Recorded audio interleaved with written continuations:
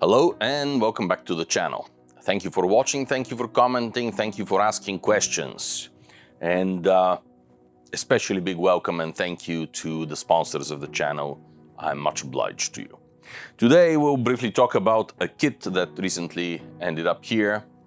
It is a Corel kit, allegedly of the Brig from the War of 1812. And this, of course, is a vessel with which I am very, very well acquainted. It was the master's thesis of Professor Kevin Chrisman at Texas A&M University, and Professor Chrisman was the man who taught me. He may like to prefer to forget this fact, but he was my professor. I have learned immense amount. He is one of the most formative figures in my life, and I will never, ever be able to properly express my gratitude to Professor Chrisman and to really express how much I owe him. There are a few people that I owe like this, but Kevin is right at the top of that list. Kevin is incredible archaeologist, incredible draftsman, incredible artist also, in addition to incredible professor and human being. So when I saw this kit, and I have already heard some rumors about it, I cannot tell you how infuriated I am. First of all, the manufacturer never bothered to even consult the archaeologist and the copyright. They just took the drawings, presumably from his book, and produced the kit. And then we mock the Chinese and blame the Chinese for copyright infringement. What is this? If you're taking somebody's intellectual property and producing a kit to make money, and you do not even ask for permission, this is all that would have taken. Kevin would have been happy to give them that permission had they actually asked, but no. Any acknowledgement? No. Why? So, in other words, I do not recommend purchasing from this company, and certainly not this kit. There are other mistakes with the kit. They have slapped a humongous ego on the stern of the vessel. And that ego is actually invention of whoever designed the kit.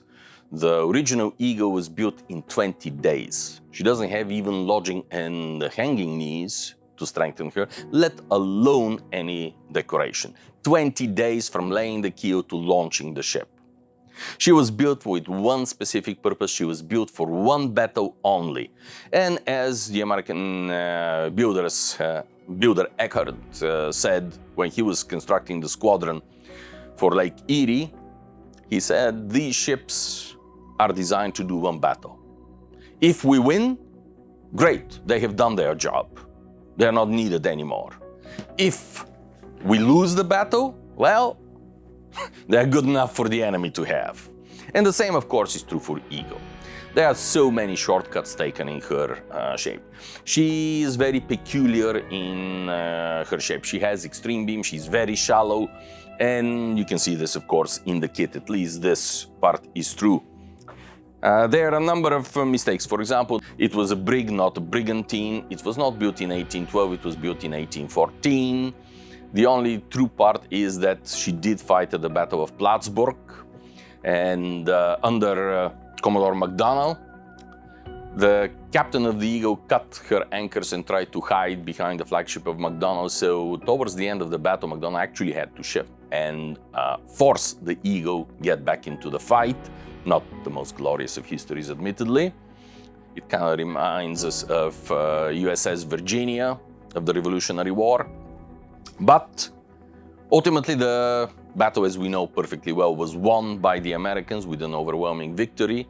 The British entered the battle with the complete an open statement that they cannot win the naval side of the conflict. The commander on the British side, in fact, had agreed with the land commander, with the army commander, that he can keep the attention of the Americans, concentrate on the naval squadron for a while, to give the overwhelming British Army force chance to capture the American land positions and turn the guns on the American ships. That was the plan of the battle.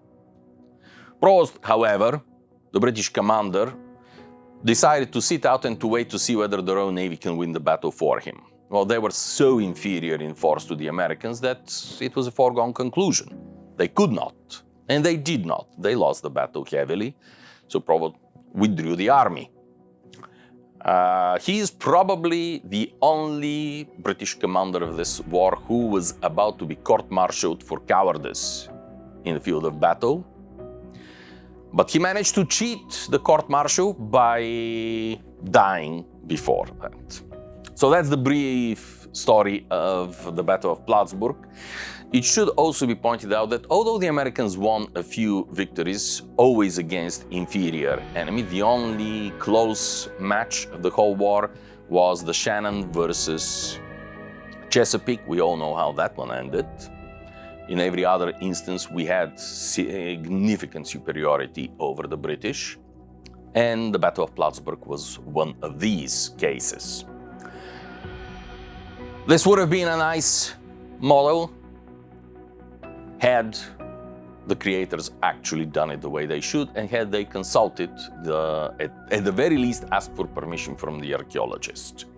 They have not, so I personally would recommend scratch building from the drawings that Gavin Chrisman has published in his book, initially on the Brig Eagle, and more recently in his edited volume, Coffins of the Brave, probably the foremost book on the naval aspects of the War of 1812, where the data is shown from both the Canadian side, that's to say the British fleet, and also the American side.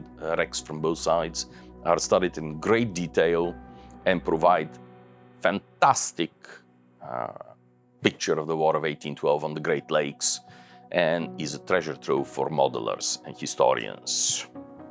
So, there is a link to the book, and there is a link over here to the unboxing video for this kit.